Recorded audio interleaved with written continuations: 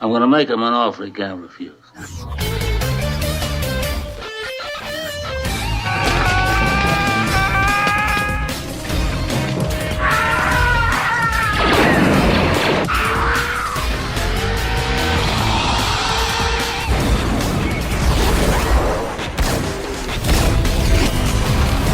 more you talk, the harder I want to hit you. I'm happy because of being here today. Fuck you.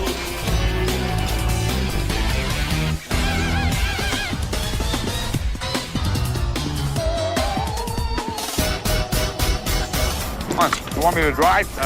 You're supposed to be suicidal, remember? I'll Anybody drive. a drive? Get in the car. Fucking shit. Fuck me in the fucking ass. Fuck you, you fucking stupid cunt.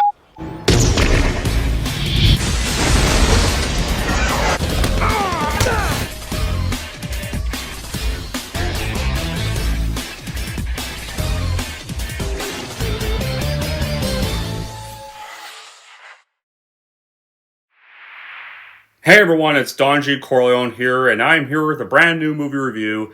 And this movie review is going to be for 2006's DreamWorks and Aardman's final collaboration, or third and final collaboration they did together, and that is for Flushed Away, which is directed by David Bowers and Sam Fell, was released in 2006, near the end of 2006, and, well, was the final time DreamWorks and Aardman had worked together.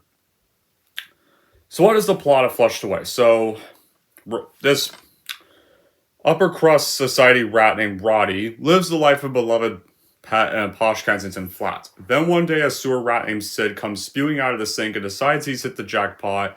He tries to get rid of the asshole lazy slob pest by luring him to the toilet to send him back down, but it turns out this lazy slob jerk knows of toilets, so he's not a moron. And so he basically turns the tables on Roddy and flushes him down to a city called Ratropolis. And right there, Roddy meets this other rat named Rita, who's a scavenger that works the sewers on her faithful boat, the Jammy Dodger, but he tries to want back up. And of course, Rita wants to be paid for her trouble, and with that trouble, this villainous mafia-like toad named the Toad, who despises rodents and is trying to plan this genocide on town for personal reasons. He then dispatches his two thugs, who are, ironically, played by Andy Serkis and Bill Nighy, who, back around the time this came out, were known for two legendary CGI villain characters named Gollum and Davy Jones. So, the funny part about these two is you can actually picture these two, Gollum and Davy Jones, if they, in a timeline where they probably met, and actually both teamed up.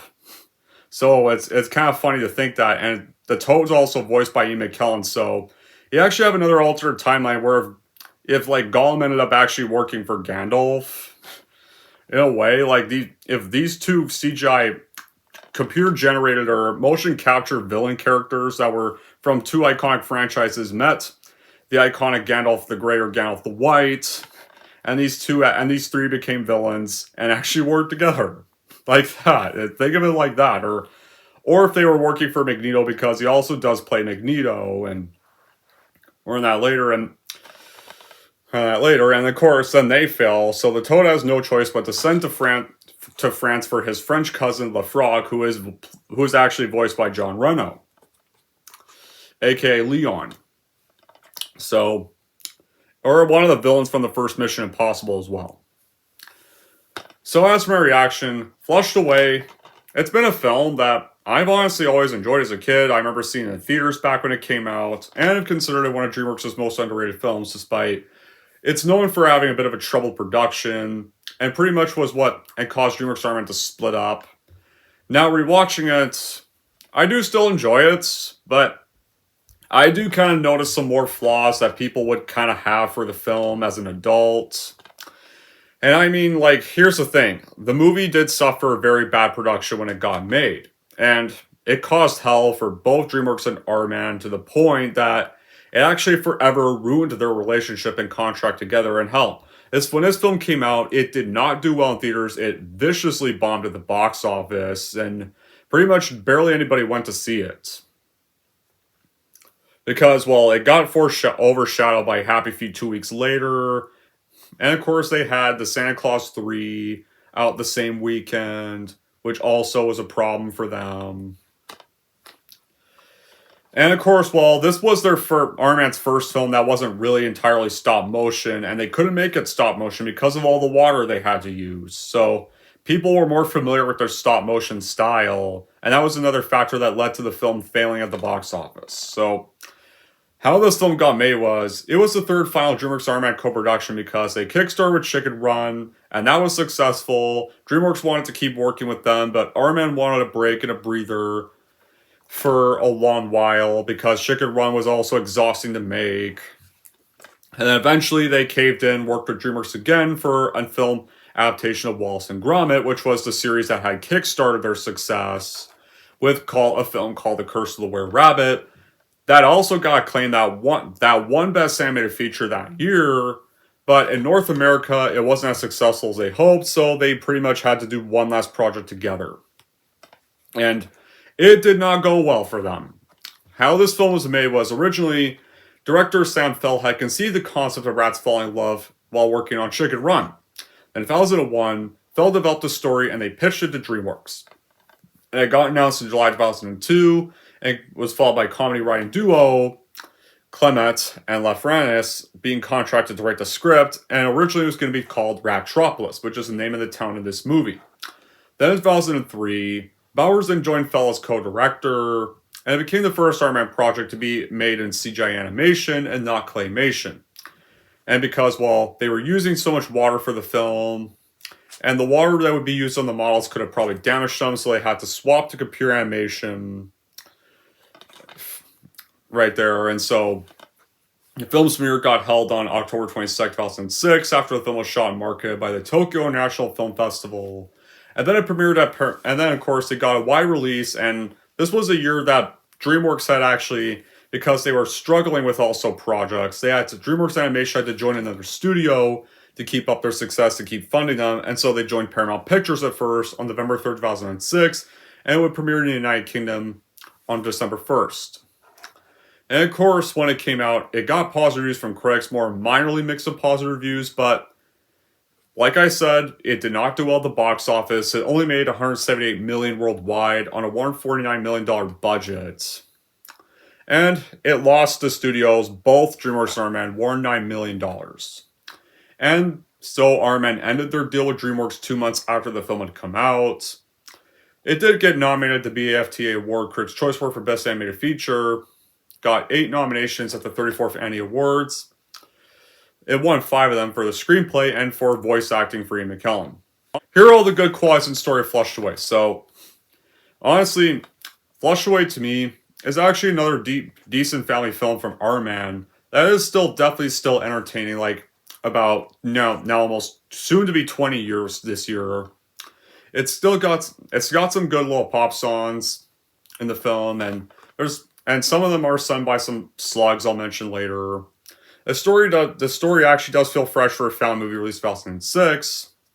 And of course now it's not unpredictable, but it didn't feel like it was like trending over the same like Shrek tone that a lot of family films were trying to cash in on around the time, because Shrek was a huge hit in the 2000s and a lot of families kept trying to copy its style without realizing why Shrek worked so much in the first place, which is a common thing in Hollywood, but this felt like one of the few times they wasn't trying to do that. And some of the jokes are clever too. There's still the usual slapstick humor. There's still some highbrow jokes thrown in the mix. And of course, like, Aardman still stays true to the roots of making stop motion films, despite the fact this is not really a stop motion film. It kind of looks like one, but it isn't really. Right there, it's entirely CGI, but the models still do look stop motion. In a way, it's like kind of more of a computer animated stop motion film. It still has their same animation style. It's just not the one you're familiar with. And there's also some inside English jokes because this is set in the UK. Like the whole ending joke at the end of the film, where there's this, around the time of the film, the World Cup is going on in England, and it's at the final stage of the events, which is pretty much what's kicking off the villain's plan. And at the end, you see a newspaper that says England lost on penalties, and which actually is kind of funny. Like, some people might not understand that, but it is a tradition in the UK and for that kind of thing. And the obvious jokes about the sewer, like, there's much to enjoy for the viewer. Like, you have this one bit where the Rita's family stove falls off the floor and you see a cockroach reading a newspaper, and the voice cast is spot on. Like, yeah, Kate Winslet and Hugh Jackman do have decent chemistry with one another, and Ian McKellen is very entertaining as the Toad, the villain of the film. Like, all the villains are entertaining. Like, all the actors who play the villains are entertaining as hell. Like, they have good villain chemistry with one another as well. So how do we start off the film? So it starts off with this family like going on vacation, and the main character is the pet of the family, this pet rat that lives in this Kensington apartment, and his owners go on vacation. When you first see the trailers, like, the trailers made it look like there would be these mice butlers with them, but then for some reason, I think the staff decided they needed to remove the two butlers because they might have felt that the way this movie ends would not have worked if they had kept them in the film. So they got taken out. So our main character lives alone, but he takes advantage of being alone. Right there. And so you start off the movie with basically the song Dancing With Myself, which is a great 80s song that plays during the montage of him, like, living life. Right there, where he's kind of like driving around with all the toy dolls around his house, pretending they're like his family members.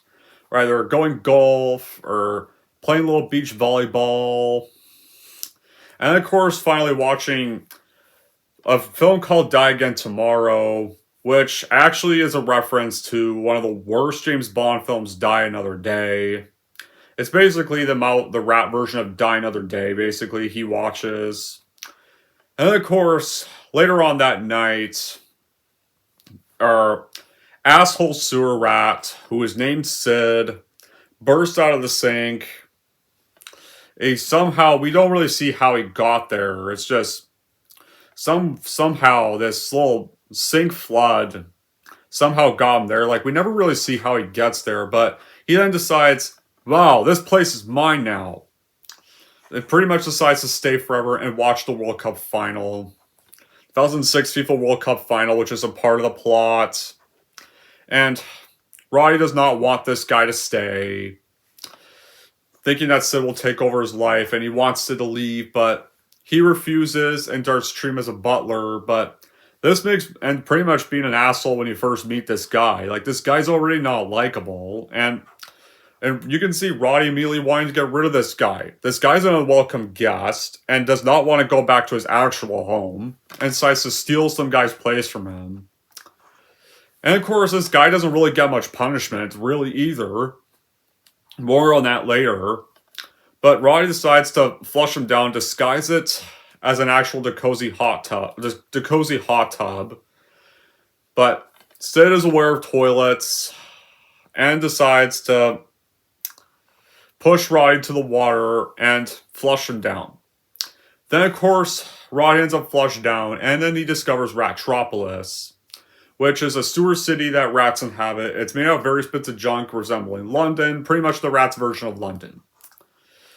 And while trying to get back, this one rat tells him to seek out Rita, the scavenger that works with drains in a boat called the Damie Dodger. Might be able to help him get home. And so, when he does get there, he enters the boat, but Rita first sees this and originally is upset to see this guy trespassing on a boat. And then you see the villains of the movie, or some of the villains, were these rat thugs that work for the actual antagonist.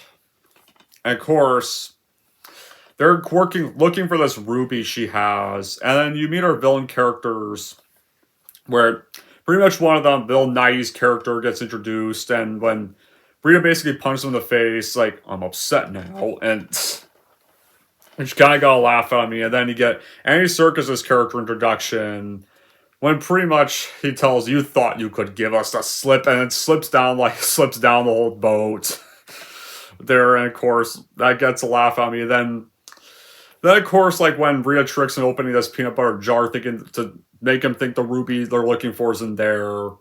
And then he tells the rest of the thugs to rip the boat rip apart. And you see two of them actually read her diary while they're looking. And they likely find her diary looking for it, and they pretty much decide to stop and actually read it, and they actually smirk to themselves. Like they're like that actually is funny, and of course will also, when Roddy tries to say he has no involvement in this, Rita actually does try to sell him out, to likely save her ass, and so Andy Serkis' character uses Nutcracker to make him talk, and he clearly sees her pocket looking odd-shaped, and they see the rubies in there, and so after they find the ruby, they take them to their boss, the Toad, and it turns out the reason they're looking for this ruby is because this ruby actually was owned by the Toad, but it got scavenged by her father. And the Toad has this hatred of rats, the point of this hateful obsession. And of course, at first he plans to actually kill both of them, but after Roddy mentions that he's from up top, and then the Toad introduces him to his collection, it's like, you'll find it rather diverting, and sees all this, and of course, and after a little while, Roddy asks if he can be shown back, like, your collection's amusing. What? I said you'd find it diverting, not amusing. And then Roddy accidentally breaks all his entire collection, so this makes him mad, and so he plans to have both Roddy and Rita frozen with nitrogen. And of course, the pair to escape with this little paper clip that's in Rita's back pocket. Well, at one bit when Rita tells him to look for it, Roddy doesn't touch any pockets. Well, let's just say that when he tries to go into the pocket to find the paper clip, let's just say at first he doesn't actually reach the real pocket. He doesn't reach the real pocket, guys. That's kind of like that's one kind of minor adult joke that actually does kind of a little work, and you can tell which pocket he probably put his hands in. Let's just hint that, but he does grab the paper clip, and first, like, the Toad doesn't know they're escaping. And then, of course, like, when the freezing process is done, he realizes he accidentally froze Circus and Nighty's characters, and so he breaks them out. And, of course, Rita takes back the ruby and also steals the Toad's master cable and uses that to escape. And then when Roddy latches on, he sees that Rita's belt's about to break. Like, no, don't break. There's things I want to do, sights I want to see. But then accidentally pulls down her pants, and that wasn't on the list. And of course, then Rita sees her pants are down.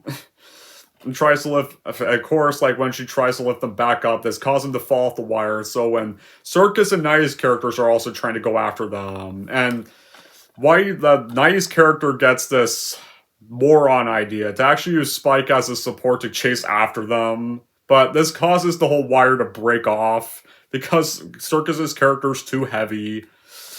And of course he has this big, keep your legs straight when you hit the water. And so Whitey hits the water, but Circus's character accidentally hits the ground. Right there.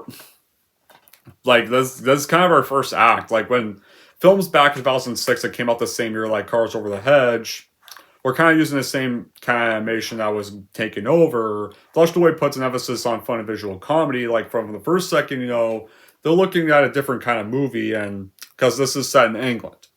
They don't play football, they play soccer here. It starts at a fast pace and it doesn't really let go. Like, the opening scene when Roddy plays all the toys in the house, like, it definitely starts off funny. Again, and Dancing with Myself is a good way to start off the movie, and the visual ideas are also brilliant. Like the Rat City that's made of like microwaves, phone booths, and washing machines. Like it's a nice little setup of this whole underground London. Right there, and the story's fresh and funny, and it leads to this nice little finale that involves the World Cup final. Right there, like the rest of the villain cast, like John Reno, Bill Nighy, Andy Serkis, all have great moments as they're like entertaining the villain henchmen. Flushway also does get carried by Hugh Jackman's voice performance as Roddy, who's really great performance, actually does make you laugh, and actually does get some like good character development where he starts off this pampered rat that like lives this luxurious life, but then gets flushed down by an asshole. And then, of course, ends up meeting this scavenger that, at first, this scavenger really wants nothing to do with him, but after, he basically promises, like, more, like, riches after one part of this ruby that ends up being false. Like, she then goes along with it, and then they do start to warm up to each other after that. And you actually do get some references to Tom Jones as well, because this one bit throughout the film, Rita's grandmother thinks he's actually Tom Jones, the actual singer, and then credits even have a Tom Jones song. And the animation is top-notch, and the film's world is realized, and and the creatures actually do look very unique and memorable. And the film's humor is definitely clever, and it's definitely humor that can appeal to both kids and adults. Like, it contains comedy that's aimed at an older audience, but has shades of characterization that adults can appreciate a lot. And so when Roddy continues going after Rita, and to further escape Circus and Nice characters before they can catch up to him. And when he lands on the boat, like, the ruby ends up in his back collar. And then when Roddy sees the ruby, when Rita demands it back, and he sees it's actually a glass replica and tells her it's fake, and they're arguing that it's real or fake, which actually is kind of funny. Then, of course, though, one bit Roddy should not have done was basically smash shit in front of her face, because that's a ruby she actually needed to pay off her family's debts, and Roddy's kind of robbed her of any hope of that by basically breaking it in front of her face to show it's fake. But this reasonably makes Rita mad, and they have a bit of a fight until Roddy does kind of realize his actions, and he offers a real ruby if she takes him back to Kensington, in which she agrees to that, and so... But they stop off to visit her family for studying off, and for a brief little bit, like before this bit, you see, like, at first, like, Circus and I thought the Toad wanted the ruby back, but the Toad doesn't care about the ruby anymore. He wants the cable back, and well, he's kind of playing around with this tadpole, like, children that he wants to basically repopulate the city with, and so after realizing that he wants the cable back, so they decide to agree to get the cable back, and pretty much tells them to be back for the World Cup, but Circus's character thinks that they're actually going to watch the game together, and that just makes the Toad more mad, and he throws him out the window. And so, then you get to the bit where they stop at her family's house, and during the stay, like, at first, you actually see a bit that Roddy actually kind of enjoying life with Rita's family, and that's one of the stuff I feel is missing from the film. Like, you know, you see... kind of seeing a bit more, like, seeing a bit more time with Rita's family, you know, like, maybe it was established, like, Roddy staying in the city at the end, you know, like, actually kind of seeing him kind of really enjoy his time with Rita's family, you know, actually bond a little bit more with Rita's family. Like, I kind of wish we had a bit more of them in the film. Like, I kind of wish Rita's family did play more of a major role in the film, and it could maybe further establish Roddy's character development, but Rita's younger brother tries to say that they should give Roddy to the Toad for the money, but Rita and their father don't want that idea. And apparently we find out that this fake ruby is that when Rita's father found it, he broke all his bones, so he's pretty much wheelchair bound. But Roddy overhears this and thinks that Rita wants to sell him out, so he goes back on the deal and steals the damage dodger. And Roddy's perspective, I guess this does make sense, because you remember that Rita didn't like him and didn't want to help him at first, and even did try to sell him out to the Toad to save her ass. Right there, and shift the ruby missing onto him. And of course, like, even though Roddy did technically help her escape the liquid nitrogen freezer, and when they were escaping the henchmen, they were going on that zip line, she did kind of a way leave him to die at that bit, so... At the same time, this does kind of make, from his perspective, stealing the damage dodger and kind of going back on her deal makes sense after hearing that. So it kind of makes sense that he probably would think that she actually would go through with that thing because of their first scenes they met earlier. And from Rita's perspective, her not liking him would kind of make sense because he did trespass on her boat and kind of got her captured by the thugs in the first place. And did cause her some embarrassing incidents to her in the nitrogen freezer when trying to grab the paperclip, or when kind of taking along the zip line when he accidentally broke her belt.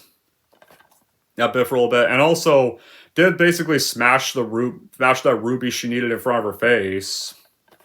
In kind of that bit. But Rita does catch up to him and she clears up the misunderstanding. At first does try to leave him on this dock. But then, of course... Then eventually they do make up, though, and they could keep up their deal. And meanwhile, though, and also Spike Whitey, the rest of the Rat Thugs, or Circus and Nice characters and the rest of their Rat Thugs find out they're heading to Kensington, and you get a Batman reference, too.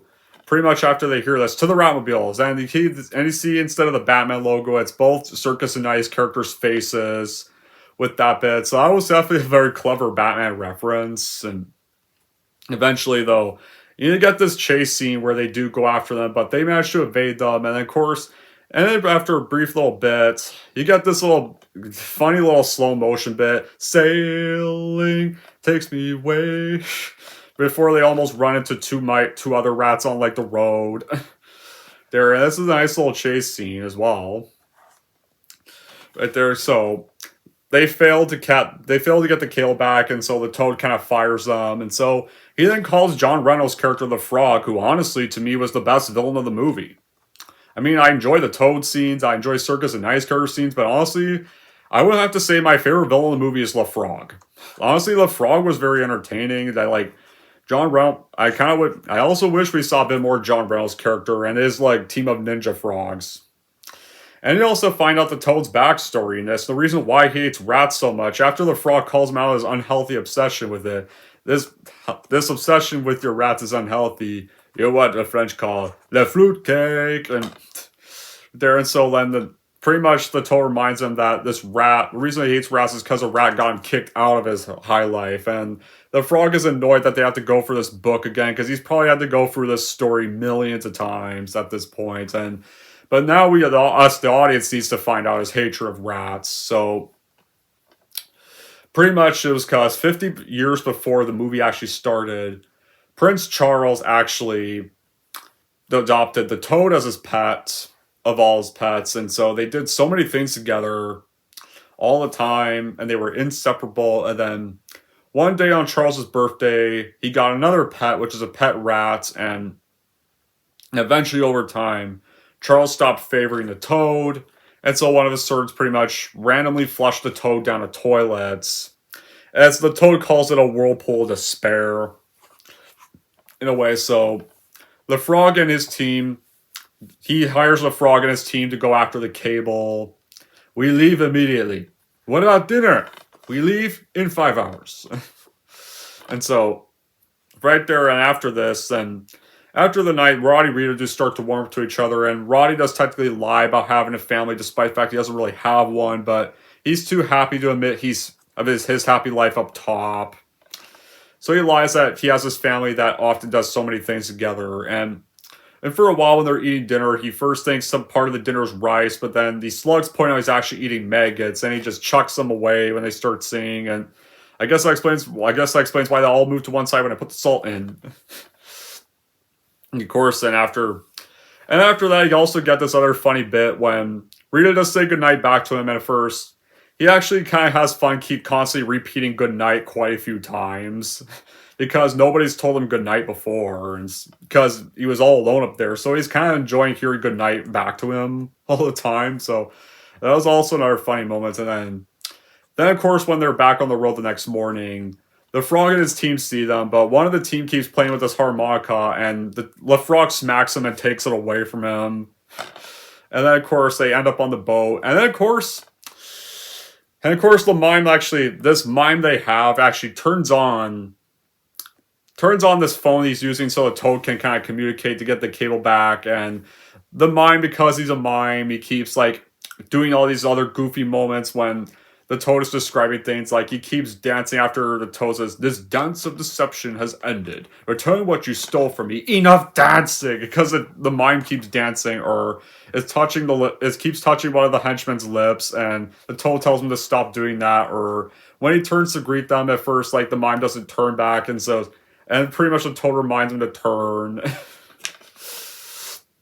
But of course, then Roddy uses this fly to distract the team, and so they escape out of the sewer drain after a bit of a scuffle with the Frog, but they lose the boat, and they get back to Roddy's apartment using his parachute right there. And so, like, it has clever links to opening shots of the film. Like, there's Big Ben, the Gary Circus, the Tower Bridge, many other great songs like the Tom Jones song playing the credits, and other highlights too, like Dancing by Yourself by Billy Idol, or Jets Are Gonna Be My Girl when Roddy first gets flushed down, or Bohemian Like You by Danny Warhols, and some brief musical numbers by some songs like Mr. Lonely or Don't Really Be Happy.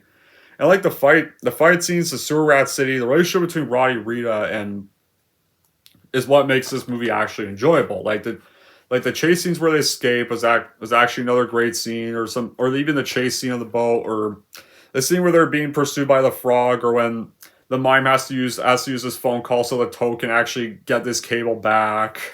Which actually, honestly, is the funniest part of the film. It's because of how, like, kind of foolish the mime is keep getting too much in character. But they're so... Even the Toad kind of started to get annoyed with the mime. And while those get played out, like, there's plenty of great meta jokes and stuff to comedies for, like, both age demographics. Like, it tries to have a hand deliver some, like, it doesn't really try to deliver some big lesson either, but it makes it better than a lot of kid films today. And the story engages, the themes get woven in, nothing gets stated too overly, and that's all the film needs. So now we get on with the finale of the movie. So when they get back, Roddy delivers Rita the actual ruby that's actually real, because a real ruby can't be breaked, and he demonstrates it, and it doesn't break, and it stays steady, and also gives this emerald so she can get a new boat. And of course, because Rita still thinks he has a family, she says she'd like to meet his family, so he shows her around his apartment, but then she sees his cage, but he says it's his bedroom, but then she realizes he's a pet and he's alone, and instead of, like, saying this whole lie revealed thing where she'd be mad that he lied, it's actually a bit of a different take here, where Rita realizes he's alone and actually persuades Roddy to actually stay with her. So it's a different, more creative take on the lie revealed bits, where he realizes how alone he actually really is, but he's too proud to admit his loneliness, and he first then sees the asshole character Sid that flushed him down. If he tries to pass him off as his brother, but him and Rita know each other, and then basically this asshole, despite the fact that he knows Rita, basically makes fun of Roddy's loneliness and calls him a loser.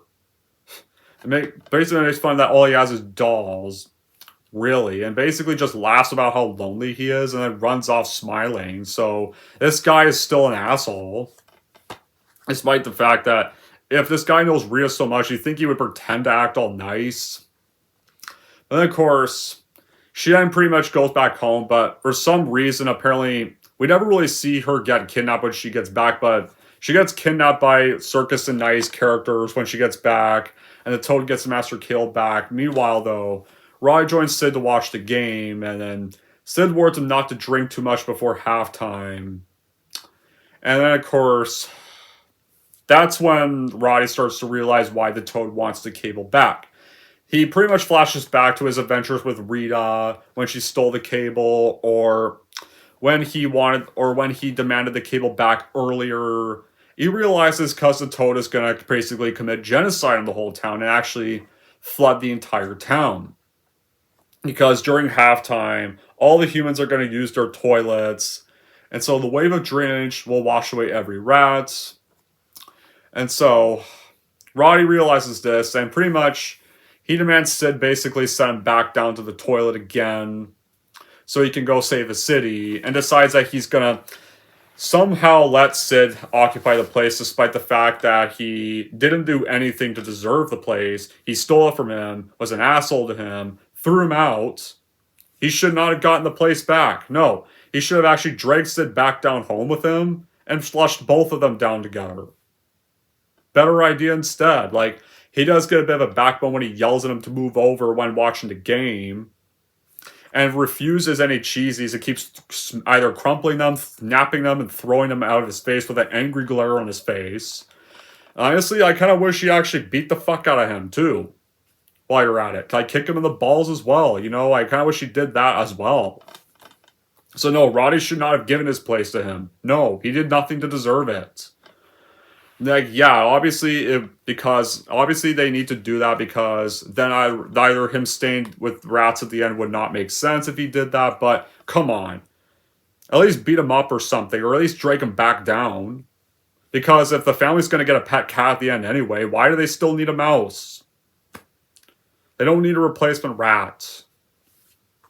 So no, Sid should not get that place. He doesn't deserve it. Fuck that. Pretty much another example of half-baked redemption. And jerks are worse than villains combined into one. So he gets back, he frees Rita, and so they're able to defeat the Toad and his henchmen with the liquid nitrogen. They freeze all the Toad henchmen, and so the Toad now has to do everything himself and smacks the mime out of the way, even when he keeps mimicking his movements. And of course, they get the Toad's leg frozen, but he tries to pretty much take both of them with him to his doom. But then Roddy manages to get his tongue stuck into gears. And when the frog's about to foil him, he actually uses the frog to catch Rita when she gets thrown off. And so they get Toad and the frog's tongue stuck in the moving gears. And of course, the wave of drainage and they manage to freeze liquid nitrogen on the wave of drainage before it can take effect, just as the citizens start to notice it coming towards them. And of course, they manage to stop it all. And Roddy gets hailed as a hero, and he decides to actually stay in Ratropolis with Rita and the rest of her family, and becomes a new resident. Right there. And after that, the two and Rita's family then rebuild their boat, and they pretty much ride off into the sunset. In a way, they have a bit of a sunset ending, where they kind of set off on more adventures. Then, of course, though, it's not over. In the mid-credits, though, the owners of Roddy, they come back home from their vacation, and just as Sid is enjoying his time, and of course, the owners come home, they think it's Roddy, and they introduce him to their new cat, and Sid is horrified, so maybe Sid will get some comeuppance here. Good. I hope good. I'm glad that he's scared of the cat, but that's how Flushed Away ends. And I guess by the new cat, the cat is going to eat Sid's ass, and he'll get his deserved karma, in a way. But won't these guys realize their actual rat is missing, or something? Or maybe they'll just think he ate too much, and still think it's him, but he likely just got overfed. But at least he's out of the picture. So I hope the cat kills him. The cat kills him off screen while the credits are rolling. Good. So I guess Roddy lucked out not staying, because he would have had to deal with the cat next time they went away. Now, would I have any bad qualities with the film? I think for bad qualities, the film does feel a little bit too short to really improve some character development on the two leads. Like, the two don't really warm up to each other until it's like the final act. And honestly, I can understand on both sides why Rita obviously dislikes Roddy at first, and why Roddy also briefly for a bit thought Rita was actually trying to sell him out and stole her boat in return. So I can kind of understand both sides. Like, both sides aren't really in the right or wrong during those moments. The story does get a little thin and does kind of fail to engage. There are some jokes that are funny, but sometimes some jokes do get a little repetitive. Like, the seeing slugs gag, it's funny for like the first few times, but then after like kind of the fourth time, like especially when Roddy gets back, it kind of starts to feel like beating a dead horse at that rate, and to the point where I can see why Roddy obviously gets so annoyed with their singing and even shuts the window on them at one point, because that's kind of my reaction. That's kind of my reaction to the joke getting kind of repeated too. And no, I hate the character Sid. He should not have been allowed to stay at Roddy's place at all. Yeah, they need to have the ending work out that way, or otherwise it probably wouldn't work if he dragged Sid back to the toilet with him.